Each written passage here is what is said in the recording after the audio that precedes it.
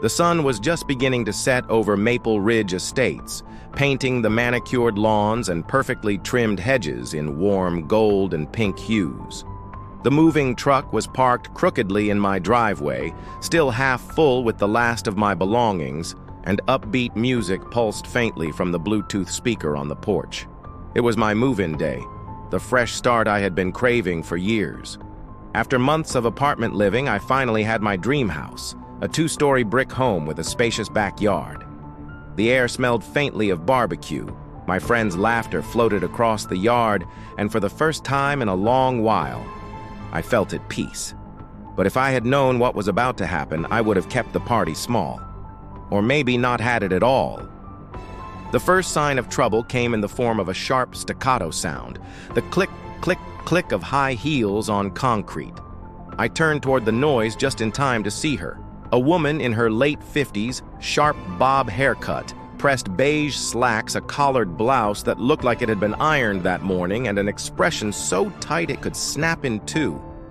She walked with purpose, her eyes scanning the yard like a security guard looking for trespassers. I would later learn her name was Karen McAllister, president of the Maple Ridge Homeowners Association, self-appointed moral compass of the neighborhood, and, according to a few whispered comments from my neighbors, the reason more than one family had moved out early. At first, she didn't speak to me. She simply stood in the driveway, hands on hips, as though she were mentally cataloging every violation she saw. The string lights I had hung earlier, too bright. The balloons tied to the mailbox, not HOA approved. The sound of music, clearly past some imaginary decibel limit. But when her gaze landed on the grill, where my friend Marcus was flipping burgers and smoke curled into the air, her lips thinned into a single white line. "Excuse me," she said, her voice cutting through the chatter like a knife. "Are you the homeowner?" I nodded, still holding a drink in one hand and a half-unpacked box in the other. "Yeah, just moved in today. We're having a small get-together." "This is a quiet neighborhood," she interrupted, stepping closer. "We have rules, and your gathering is already in violation of several." I tried to keep my tone light. "I'm sure we can work something out. We're just celebrating." She didn't seem to hear me. Instead, she pulled a small notebook from her purse and began scribbling notes. Decorations, unapproved signage, noise level, unauthorized parking. She looked up. "Some of your guests have parked in front of my house. That is unacceptable." I swallowed my irritation. "I can ask them to move." "Too late," she said, already walking away. "I will be reporting this to the HOA board." I thought that was the end of it. Annoying, sure, but not the end of the world. I asked my friends to be mindful about noise and parking, and the party went on. Music played, kids ran around in the yard, and for a moment Karen's shadow on the evening faded. But at 8:47 p.m., just as the sun disappeared, that shadow returned, this time with flashing red and blue lights. The sound of sirens cut through the laughter, and every head in the yard turned toward the street. 2 police cars rolled slowly to a stop in front of my house, their lights reflecting off the windows. A cold, sinking feeling settled in my stomach. I didn't have to guess who had called them. Sure enough, there she was, standing on the sidewalk, her arms crossed like a queen surveying her subjects. The smug look on her face said everything. She thought she had won. The officers stepped out, their hands resting casually on their belts. "Evening," one of them said. "We got a call about a disturbance." I explained the situation as calmly as I could. We were celebrating a move-in, not hosting a rave.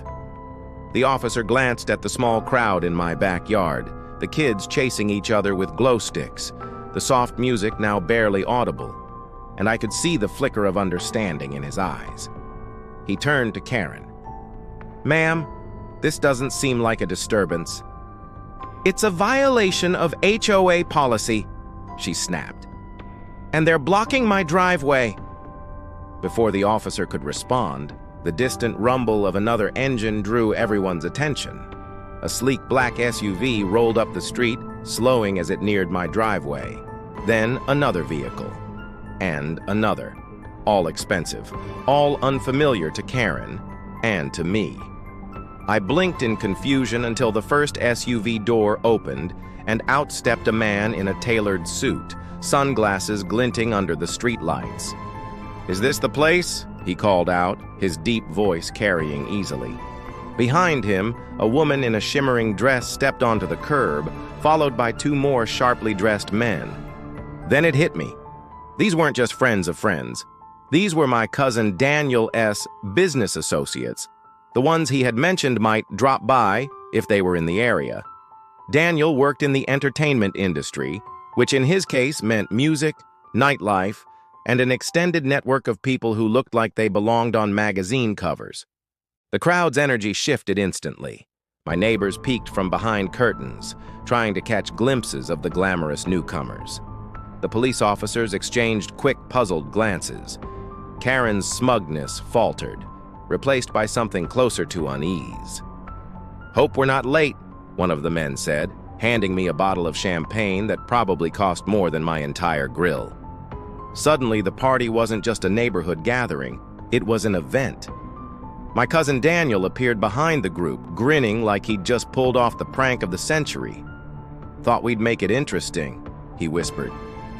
Karen's composure cracked. She looked between the police, the new arrivals, and me, clearly realizing that the situation had spun completely out of her control. The officers, perhaps sensing the tension, simply said, "Looks like everything's under control here," and walked back to their cars. As the glamorous guests mingled, laughter bubbled through the yard again. Karen lingered on the sidewalk for a moment longer, then turned sharply and retreated toward her house. But I saw her glance over her shoulder, her expression caught between fury and something that looked suspiciously like fear. The rest of the night unfolded in a blur of music, stories, and toasts. But I couldn't shake the feeling that this was only round one. Karen had lost tonight's battle, but the war for Maple Ridge had just begun. And deep down, I knew she wasn't done with me yet.